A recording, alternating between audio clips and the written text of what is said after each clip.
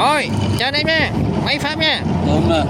Đù má tôm này, má khiếp thiệt chứ, má tôm này mà nhậu thôi chứ y bài luôn anh em. Đó tôm. Rồi bắt xuống mà nhảy, má tôm giờ tỉnh đó.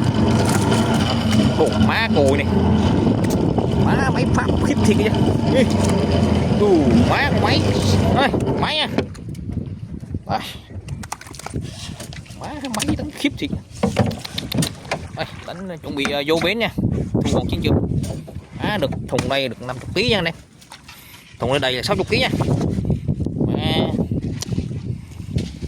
Đây gì mấy con nhỏ, có mấy con to dưới nha anh em, đây là nhỏ nhỏ thôi.